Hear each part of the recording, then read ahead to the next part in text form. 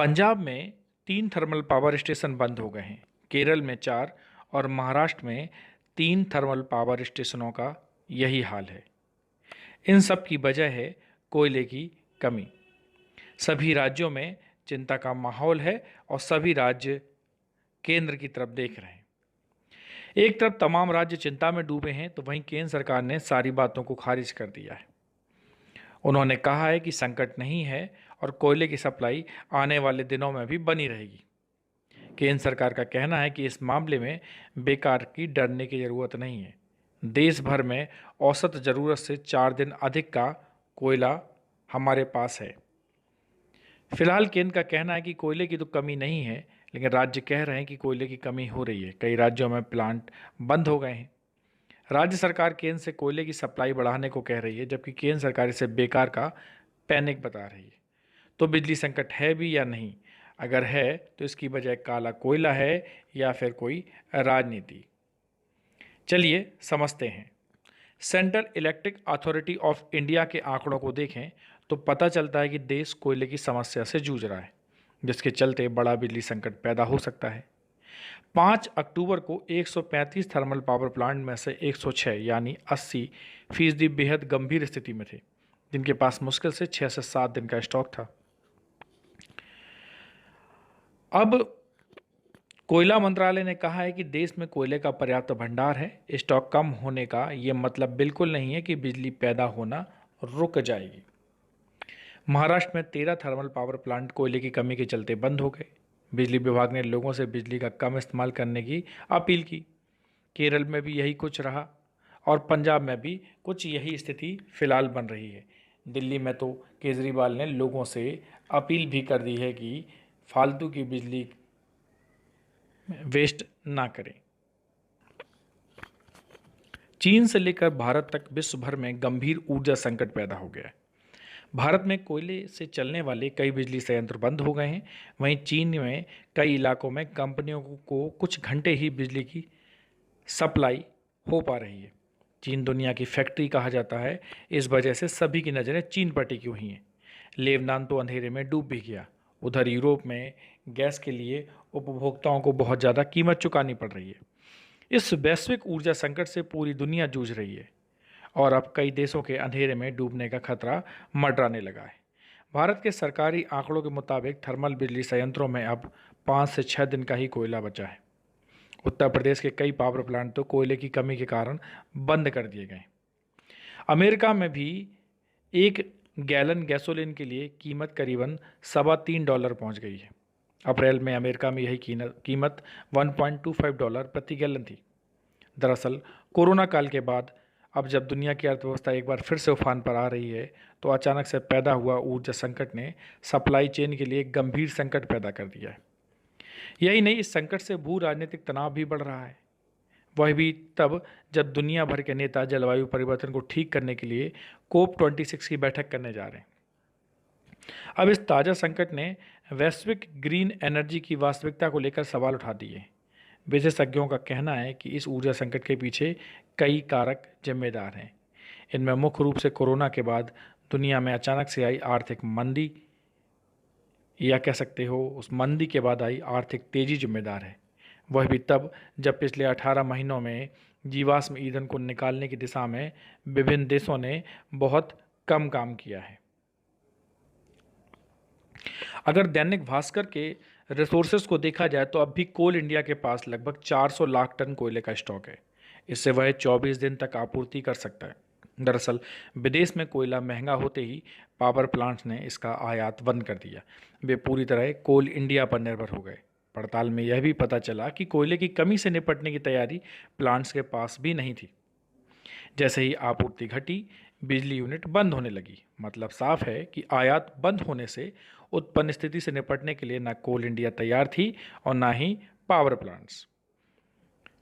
अगर देखा जाए तो इसके लिए 4 कारण हैं जिससे बिजली का संकट गहराया है। कोरोना काल में उद्योग बंद थे। अनलॉक के बाद अचानक उद्योग खुलते गए, बिजली की मांग बढ़ती गई और पावर प्लांट से आज 18% अधिक कोयले की मांग है, जबकि कोल इंडिया 5 से 10% बड़ी मांग ही पूरी कर सकता है। 14 सितंबर तक मानसून विदा हो जाता है, लेकिन इस बार बारिश काफ़ी देर तक होती रही और आज भी कई ओपन कास्ट खुली खदानों में पानी भरा है। साइडिंग तक पहुंच का मार्ग खराब है। स्टॉक होते हुए कोयले डिस्पैच नहीं हो सका। चीन ऑस्ट्रेलिया की बजाय इंडोनेशिया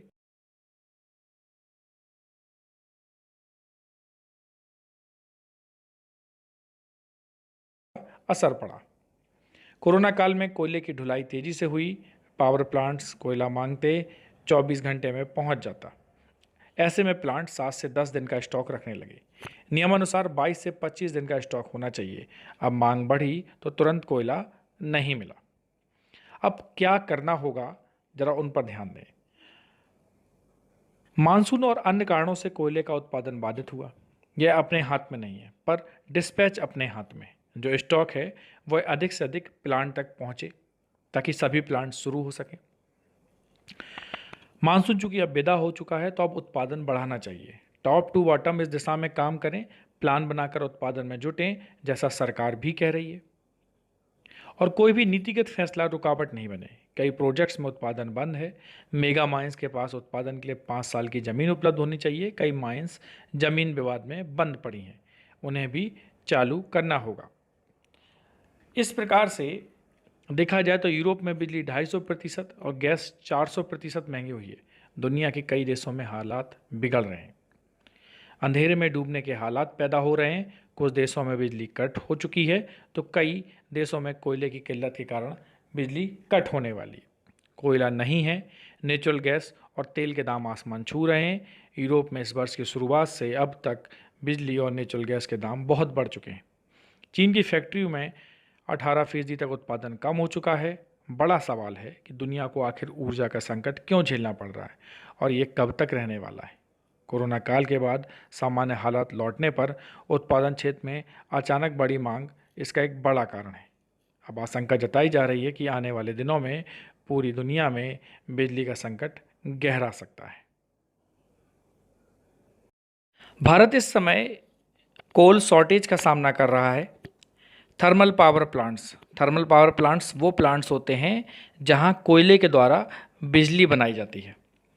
थर्मल पावर प्लांट्स में कोयले का स्टॉक केवल कुछ दिनों के ईंधन की सप्लाई ही कर सकता है। स्थिति टच एंड गो वाली है और 6 महीनों तक मुश्किल हो सकती है।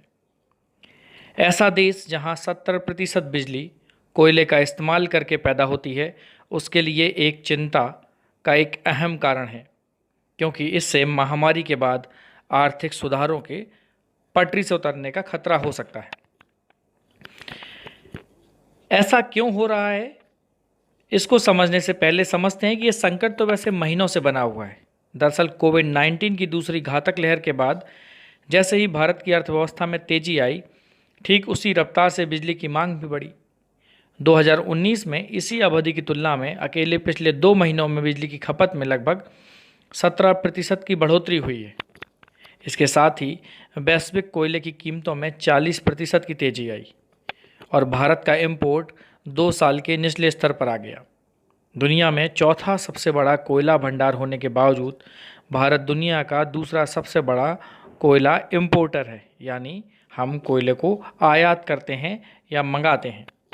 पावर प्लांट्स जो आमतौर पर इंपोर्ट पर निर्भर होते हैं, अब वे भारतीय कोयले पर बहुत ज़्यादा निर्भर हैं, जिससे पहले से ही घरेलू सप्लाई पर और दबाव बढ़ रहा है। घरेलू कमी को पूरा करने के लिए ज़्यादा कोयले एक्सपोर्ट करना फ़िलहाल तो कोई ऑप्शन नहीं है। हमने अतीत में भी ऐसी कमी देखी है, लेकिन इस बार गंभीर बात यह है कि कोयला वास्तव में महंगा है। अगर मैं एक कंपनी के रूप में महंगा कोयला इंपोर्ट कर रहा हूं तो मैं अपनी कीमतें बढ़ाऊंगा, है ना? वो तो बढ़ानी पड़ेगी और आखिर में इन कीमतों का बोझ कंज्यूमर पर पड़ेगा। इसलिए दाम बढ़ने का असर लोगों पर पड़ता है, उनकी जेब खाली होती है। अगर संकट जारी रहता है तो उपभोक्ताओं को बिजली की लागत में बढ़ोतरी का सामना करना होगा। खुदरा महंगाई पहले से ही हाई लेवल पर है और इसने लोगों की कमर तोड़ रखी है, क्योंकि तेल से लेकर खाने पीने तक सब कुछ महंगा हो गया है। हाल के कुछ सालों में भारत का प्रोडक्शन पिछड़ गया है, क्योंकि देश ने जलवायु लक्ष्यों को पूरा करने के लिए कोयले पर अपनी निर्भरता को कम करने की कोशिश की है। देश को अगले 5 से 6 महीनों के लिए खुद को तैयार रखना चाहिए। अगर स्थिति ऐसी ही रहती है तो एशिया की तीसरी सबसे बड़ी अर्थव्यवस्था पटरी पर आने के लिए संघर्ष करेगी।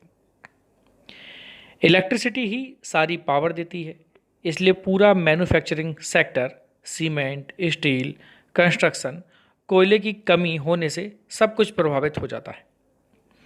भारत के लिए यह देखा जाए तो एक वेकअप कॉल है कि अब समय आ गया है कि कोयले पर निर्भरता को कम किया जाए और रिन्यूएबल एनर्जी सेक्टर की ओर ज़्यादा तेज़ी से ध्यान दिया जाए। कोयले की इस कमी का असर अब धीरे धीरे दिखने भी लगा है। कई राज्यों के मुख्यमंत्रियों ने प्रधानमंत्री जी को पत्र भी लिखा है और उनसे व्यक्तिगत हस्तक्षेप की मांग की है। अब कई पावर कॉरपोरेशन लिमिटेड भी अपने ग्राहकों से अपील कर रहे हैं कि वो ज़रूरत ना होने पर लाइट, डिवाइस और एयर कंडीशन बंद करके बिजली की बचत करें। ये तो हुआ कोल क्राइसिस। अब आप समझिए कि सरकार इसमें क्या कर सकती है। भारत अपने लगभग 1.4 बिलियन लोगों की बिजली की मांग को पूरा करने और बहुत ज़्यादा प्रदूषणकारी कोयला जलाने वाले बिजली प्लांट पर अपनी निर्भरता में कटौती करने की इच्छा के बीच संतुलन कैसे बना सकती है। ये सवाल हाल के सालों में सरकारों के लिए एक बड़ा चुनौती रहा है, क्योंकि हमारी एनर्जी का एक बड़ा हिस्सा कोयले से आता है। मुझे नहीं लगता कि हम अभी उस स्तर तक पहुँचे हैं जहां हमारे पास थर्मल का कोई एक प्रभावी ऑप्शन है या विकल्प है। हाँ, ये एक चेतावनी है, लेकिन मुझे नहीं लगता कि हमारी ऊर्जा ज़रूरतों में कोयले की अहम भूमिका को जल्द ही किसी दूसरे ऑप्शन में बदला जा सकता है। अगर विशेषज्ञों से पूछा जाए तो वो लॉन्ग टर्म समाधान के रूप में कोयले और एनर्जी के क्लीन सोर्स के मिक्स की वकालत करते हैं, लेकिन एकदम से सब कुछ बदलना पूरी तरह से संभव नहीं है और बैकअप के बिना 100% रिन्यूएबल एनर्जी में बदलना कभी भी एक अच्छी रणनीति नहीं होगी, क्योंकि आपके पास जब बैकअप ही नहीं होगा तो आप कैसे रिन्यूएबल एनर्जी पर पूरी तरह से फोकस हो जाएंगे। आप केवल तभी इस तरह के बदलाव कर सकते हैं जब आपके पास वो बैकअप उपलब्ध हो। कई पावर सोर्स में लॉन्ग टर्म इन्वेस्टमेंट के अलावा मौजूदा संकट जैसे संकट को बेहतर योजना के साथ टाला जा सकता है। देश में कोल इंडिया कोयले की सबसे बड़ी सप्लायर है। उसके और दूसरे स्टेक होल्डर्स के बीच समन्वय बनाना होगा।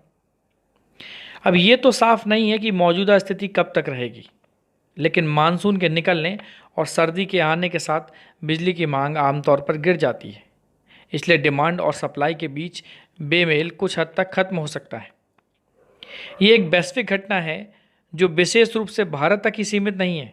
अगर आज गैस की कीमतों में गिरावट आती है तो गैस पर वापस स्विच हो सकता है। ये एक गतिशील स्थिति है।